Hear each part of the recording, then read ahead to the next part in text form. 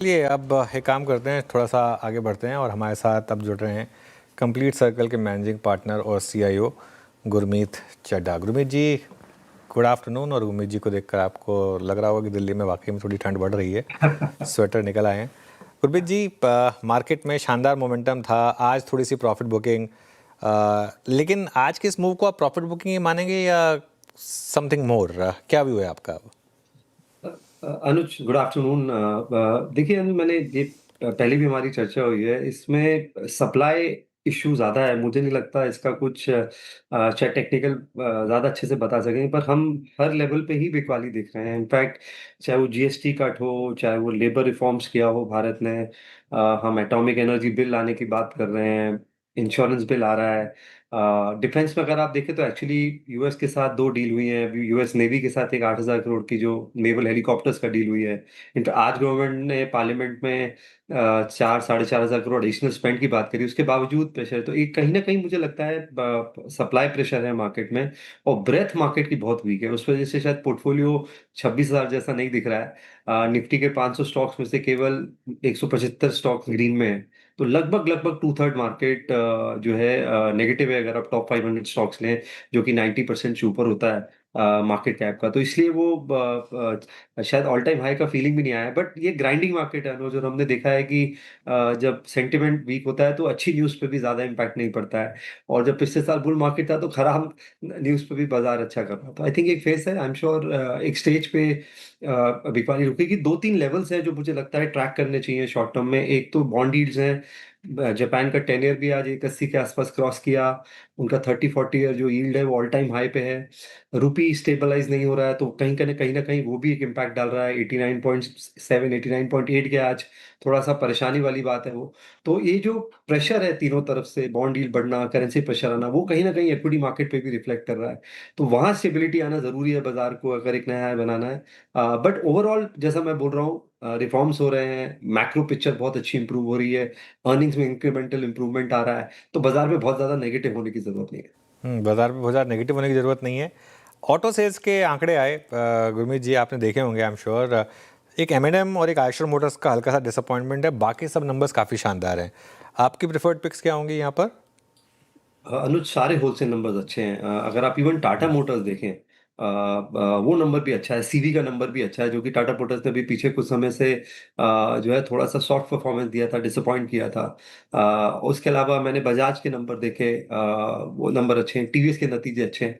अनुज, तो हमारा portfolio overweight है ऑटो में। हमारे पास पर्सनल और फार्म इक्विपमेंट में एम है। हमारे पास टीवीएस है टू व्हीलर्स में, ऊनो मिंडा है पोर्टफोलियो में, संधार टेक्नोलॉजी है, केपीआईटी है जो कि एक तरीके का टेक प्ले है ऑटो पे। और उसके अलावा हम दो तीन स्टॉक्स को और कर रहे हैं। लूमैक्स ऑटो है जो कि एलईडी लाइट्स बनाता है ओईएम्स के लिए। और इसके अलावा हम राजरत्न ग्लोबल को ट्रैक कर रहे हैं, जो बीड वायर बनाता है टायर के लिए। और भी हम कई कंपनीज को ट्रैक कर रहे हैं इसके ऑटोमोटिव। हमें लगता है कि ऑटो में 3-4 साल बाद एक एक बड़ा स्ट्रक्चरल अप ट्रेंड है। और ये खाली जीएसटी कट वाला नहीं है। ओवरऑल मुझे लगता है आपको अच्छी खासी अगले साल भी अच्छा मोमेंटम दिखेगा ऑटो में। ओके, ऑटो को लेकर काफ़ी पॉजिटिव है गुरमीत जी आप। Good afternoon. लेकिन मेरे दो सवाल हैं आपसे। एक ही मैं पूछना चाहती हूँ, आज जीडीपी के आंकड़े आए, काफ़ी अच्छे नंबर से 8.2% बढ़ी। उसके बाद अब देखिए आरबीआई पॉलिसी को लेकर थोड़े ब्रोकरेज स्केप्टिकल हो गए हैं। कई का मानना है कि अब रेट कट संभव अभी भी है, और कई ऐसा मान के चल रहे हैं कि नहीं होगा, फिर भी डविश स्टैंस आ सकता है। ऐसे मूड मॉल में आप क्या एक्सपेक्टेशन लगाकर चल रहे हैं आरबीआई पॉलिसी से, और साथ ही पीएसयू और एनबीएफसीज पर क्या नजरिया होगा उसके मद्देनजर? मेरा मेरा ये मानना है, और मैंने पहले भी कहा था, हम अक्टूबर में मिस कर गए। आई थिंक हमें रेट कट करना चाहिए था। कहीं ना कहीं हम करेंसी को लेके थोड़ा ओवर कॉशियस अप्रोच था हमारा वेट एंड वॉच का। देखिए, आपकी ग्रोथ 8.2 है, लेकिन नॉमिनल जीडीपी ग्रोथ अभी भी 9% के नीचे है। और मुझे लगता है एक ऐसा स्टेज आएगा 1-2 साल में जब हमारी ब्याज दरें और वेस्टर्न मार्केट्स की, ग्लोबल मार्केट्स की ब्याज दरों में बहुत ज्यादा फर्क नहीं रहेगा। क्योंकि और ना हमारी बॉन्ड यील्ड में बहुत ज़्यादा फ़र्क है, क्योंकि वहाँ डेट लेवल्स बहुत ज़्यादा हैं। तो कहीं न कहीं हमें लगता है, मुझे ऐसा लगता है, हमें ग्रोथ ग्रोथ पे पूरा फ़ोकस करना चाहिए, और अगर ग्रोथ अच्छी आएगी तो बाकी सारी चीज़ें एड्रेस होती हैं, और ट्रांसमिशन में भी जो है रेट के टाइम लगता है। तो मैं काफ़ी कंस्ट्रक्टिव हूँ। इनफैक्ट हम ओवरवेट हैं फाइनेंशियल्स में, हमने बैंक्स में और पोज़ीशन ऐड करी है। तो वो हमें थोड़ा बहुत बेनिफिट किया है, बैंक निफ्टी ने नया हाई लगाया। हमारे पास एनबीएफसीज़ में चोला, पूनावाला, बजाज फाइनेंस है पोर्टफोलियो में। हम कैपिटल मार्केट प्लेस पे भी शेयर और वेटेज बढ़ा रहे हैं। मुथूट है गोल्ड बेस्ड एनबीएफसी में। हमें लगता है कि जैसे-जैसे मार्केट रिकवरी करेगा, स्टेबल होगा, एक ये कैपिटल मार्केट प्लेस भी वापसी करेंगे। तो सीडीएसएल है, एक्सचेंजेस हैं, डिपॉजिटरीज़ है। तो हमारा फाइनेंशियल पोर्टफोलियो, मतलब अगर मैं सब सेक्टर की बात करूँ, तो हम 2 सबसे ज़्यादा 3 सबसे ज़्यादा ओवरवेट पोज़ीशन हमारी फाइनेंशियल्स, ऑटो और कंजम्पशन है। गुरमीत जी, बहुत लोगों का ये कंप्लेन है कि निफ्टी ऑल टाइम हाई पर आ गया, bank Nifty all time high पर आ गया, लेकिन मेरा पोर्टफोलियो तो अभी भी 23,000 पर अटका हुआ है। स्मॉल कैप्स ने इस मार्केट में की रैली में पार्टिसिपेट नहीं किया एज अ स्पेस। हाँ, कुछ स्टॉक्स तो हमेशा चलेंगे, किसी भी मार्केट में चलेंगे, लेकिन इस स्पेस को लेकर अब आपका क्या व्यू बन रहा है?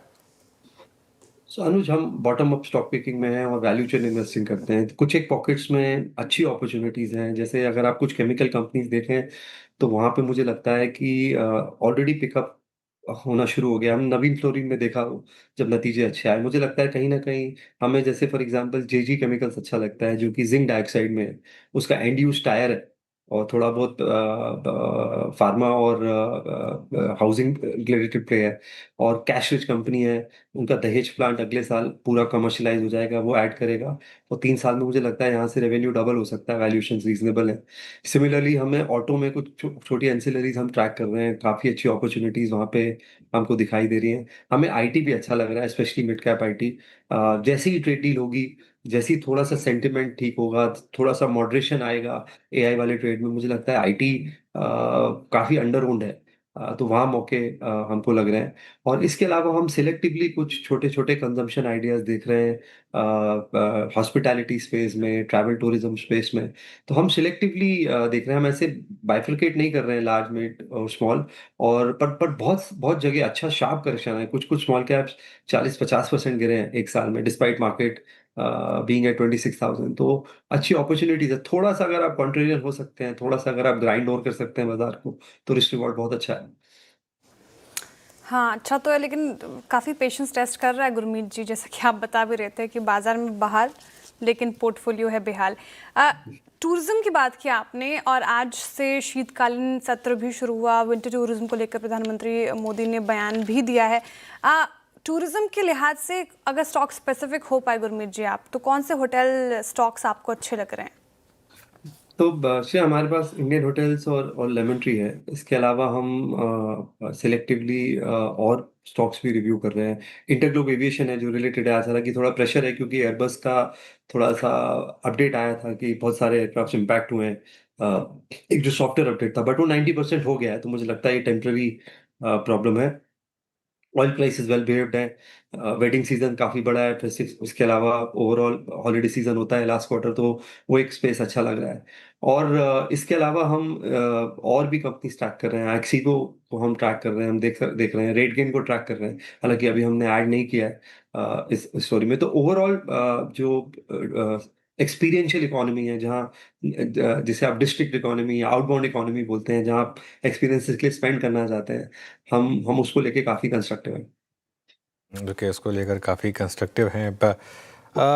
मीनवाइल थोड़ा सा मार्केट में अब फिर वापस लोअर लेवल से आप देखें तो रिकवरी आ रही है, काफ़ी इंटरेस्टिंग इस समय ये स्पेस आपको होती हुई दिखाई देगी। गुरमीत जी, आईटीसी पर क्या व्यू बन रहा है? आपने कुछ स्टडी की क्या कि ये जो नया टैक्स है ये किस तरीके से इम्पैक्ट करेगा? अनुज, कहीं ना कहीं मुझे लगता है बाजार फैक्टर इन कर रहा था। आप देखिए, लार्ज कैप रैली में भी आईटीसी ने हार्डली मूव किया, और जो टोटल ड्यूटी है जो कि पर स्टिक है, कितने हजार पर स्टिक है, वो उतनी स्टीप नहीं है। मेरा ये मानना है। और एक स्टेज पे मुझे ऐसा लगता है ना, ज्यादा ड्यूटी लगाने से स्मगलिंग बढ़ती है, इलिसिट ट्रेड्स बढ़ते हैं। वो हमने सारे सिन स्टॉक्स में देखा है। तो कहीं ना कहीं मुझे लगता है गवर्नमेंट भी उस चीज को लेकर अवेयर है, बट थोड़ा सा रेवेन्यू शॉर्टफॉल है। अगर आप देखिए, जो टैक्स कलेक्शन है गवर्नमेंट का, वो जो 11-12% के एस्टिमेट से वर्क कर रहे थे अभी तक का, मैं अगर वाईटीडी बात करूं, वो 7 या 8% है। तो कहीं न कहीं से हमें उसको मेकअप करना पड़ेगा क्योंकि जीएसटी कट दिया है, इनकम टैक्स कट आया है, पीएलआई स्कीम्स हैं, एक्सपोर्ट रिलेटेड रिलीफ गवर्नमेंट देने की बात कर रही है। तो या तो आरबीआई से एक्स्ट्रा डिविडेंड आएगा या कहीं न कहीं सेस बढ़ेगा। तो कहीं न कहीं मुझे लगता है एक ट्रेड ऑफ करना पड़ेगा और वही वही हो रहा है। बट बहुत ज़्यादा मुझे लगता नहीं नेगेटिव है क्योंकि बहुत सारा नेगेटिव प्राइस में है। आईटीसी में जो बड़ा नेगेटिव रहा है वो बैट ग्रुप का सप्लाई इश्यू रहा है। ये बोलने के बावजूद कि वो 26-27% से नीचे नहीं जाएँगे, उन्होंने 2 ब्लॉक और किए हैं। तो कहीं न कहीं बाज़ार को मुझे लगता है उसने ज़्यादा इम्पैक्ट किया है। तो एक बड़ा ट्रिगर हो सकता है अगर क्योंकि अब वेट कम हुआ है बैट का, अगर एफएमसीजी बिज़नेस डाइवर्स कर सके होटल्स की तरह, तो वो मेरे हिसाब से एक मीडियम टर्म ट्रिगर हो सकता है और बाज़ार एक थोड़ा-सा वॉल्यूम ग्रोथ देखना चाहेगा। जो उसने गॉडफ्रे फिलिप्स में देखा या वीएससी में देखा, कहीं न कहीं मुझे लगता है सिगरेट का वॉल्यूम ग्रोथ भी एक इश्यू रहा है। तो ये 2 इश्यूज़ अगर होते हैं तो नियर टर्म में आप 13-14 टाइम्स है आईटीसी अनुज। इससे सस्ता तो कोई भी निफ्टी स्टॉक नहीं मिल सकता इस फ्री कैश फ्लो जनरेशन और उस पे, बट ट्रिगर की आवश्यकता है। ओके, तो व्यू हो गया आईटीसी और गोथ्रे पे। लेंसकार्ट पे क्या व्यू बन रहा है गुरमीत जी? और जिस तरीके के नंबर्स आए, अच्छे नंबर्स आए और रिपोर्ट भी देख रही थी मैं, 500 तक के टारगेट आए हैं ब्रोकरेजेस की तरफ से। काफ़ी वैल्यूएशन को लेकर बड़ी बड़ी बातें हुई और चर्चा हुई। लेंसकार्ट इन लेवल्स पर, इन वैल्यूएशन के लिहाज से कैसे लग रहे? काउंटर लेने लायक है क्या?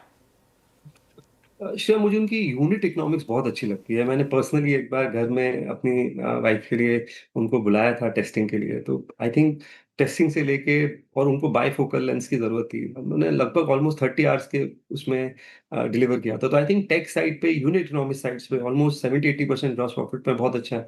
बट स्केल देखने के लिए बाज़ार मुझे लगता है वेट करेगा क्योंकि एक टारगेट सेगमेंट जो है लेंसेज़ की, वो एक सर्टेन स्पेस से ही बढ़ेगी। डिस्प्रपोर्शनेट ग्रोथ नहीं आएगा, हालाँकि बहुत बड़ा अनऑर्गनाइज़्ड मार्केट भी है। तो जो इटर्नल में हुआ था जब उन्होंने फूड डिलीवरी से पिवट किया था क्विक कॉमर्स में, आज आज ब्लिंकिट ज़्यादा बड़ा हो गया है ज़ोमैटो से फूड डिलीवरी बिज़नेस से, फिर उन्होंने डिस्ट्रिक्ट ऐप किया। तो कहीं न कहीं मुझे लगता है अगर सस्टेनेबल हाई एक्सप्लोसिव ग्रोथ चाहिए, उसी लिए आप न्यू एज बिज़नेस में जाते हैं। बाज़ार देखना चाहेगा ये जो उनका यूनिट इकोनॉमिक्स है, जो नेटवर्क है, नंबर ऑफ स्टोर्स हैं, इसमें और पिवट हो सकता है क्या? तो वो मुझे लगता है एक टर्निंग पॉइंट होगा लेंसकार्ट में, तो मैंने अभी पोर्टफोलियो में नहीं लिया है। हमारे पास इटर्नल है, पेटीएम है, हमने जियो फाइनेंस ले रखा है, हम नायका को वैल्यूएट कर रहे हैं, और हम और भी न्यू एज बिज़नेसेस को वैल्यूएट कर रहे हैं। तो हम 10-12% वेटेज देना चाहते हैं न्यू एज बिज़नेसेस को पोर्टफोलियो में।